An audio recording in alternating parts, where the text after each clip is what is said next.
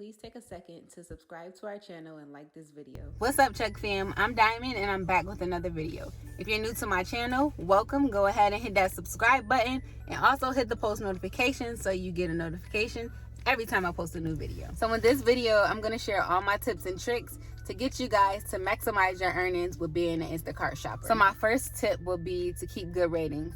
Instacart is ran off of an algorithm. So they're sending out these big batches to the people that they know can handle them. They're not sending these batches out to a 3-star shopper. I don't even know if they are 3-star shoppers, but they're sending them out to the people who's getting good ratings. They're getting that customer feedback. They know they're going to get the job done in a timely manner. They know that they're going to be efficient. They're communicating with the customer and making sure that customer is happy. 9 times out of 10, if it's a $90 batch or anything higher or anything in that area, the person is tipping really good, so they expect a quality shopper. Instacart is going to send these orders out to the highest rating shoppers. So it's very, very important to keep a good rating. One of the things that I do to make sure that I keep a 5-star rating is I write personal messages before I start all of my batches. So what that kind of looks like is, say I get my batch, I head to the store. Before I get out the car, I send a message to the customer or customers, and it basically says like, hey, I'm Diamond, I'm your shopper. If you want to go ahead and add something that you may have forgot, go ahead and add it now. I'll let you know if I have any substitutions, and I just basically ask them to keep the line of communication open just in case I need their input on anything. It's warming to people just to know that the person who's helping you is actually really helping you, because there's been plenty of times where I've been on the other foot and I'm the customer and my order comes and I'm missing a ton of stuff and I don't even know that my person refunded it because they didn't say anything. So yeah, those pre-written messages mean a lot.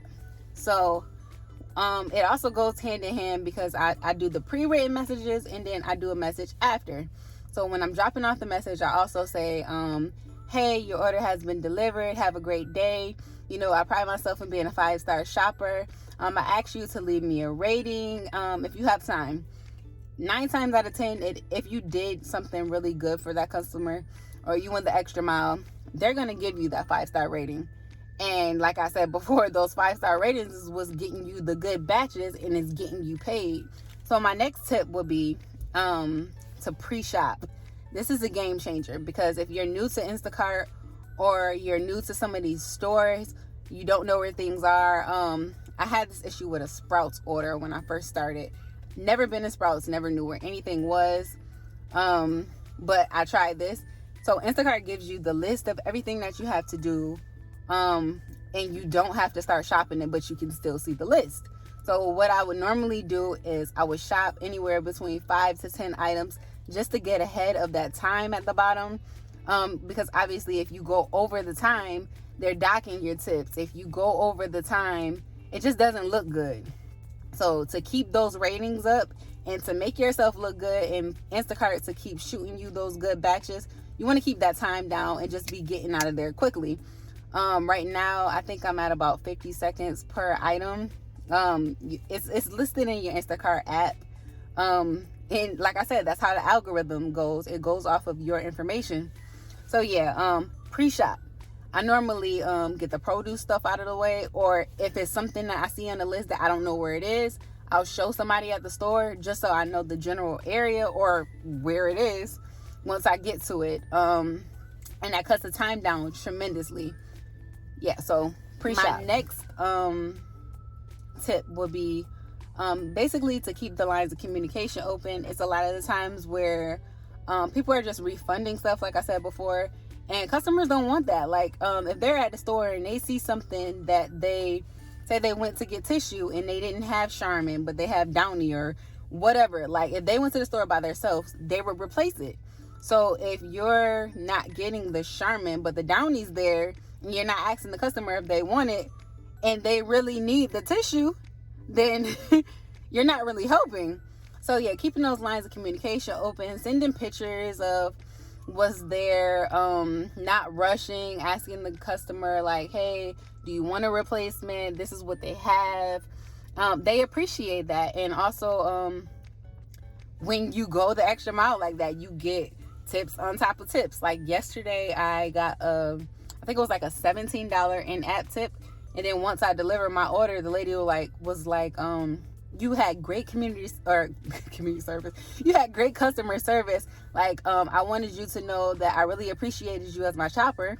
And she gave me an extra $20 tip. So what could have been a $20 badge ended up being a 50 plus. So my last tip, I mean, it's probably not really a tip. It's like a given.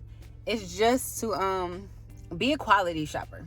And what I mean by that is, you ever been to a grocery store and like the person's bagging your items and they bag the cat food with the meat, or they bag just stuff that don't go together? Like I said, you have to be an advocate for your customer. So say you're at a grocery store where they bag the stuff for you. Make sure that the bags are being bagged with proper things. They're double bags. They're tying the bags. I tie all my bags because when I put them in the trunk, sometimes things might roll out.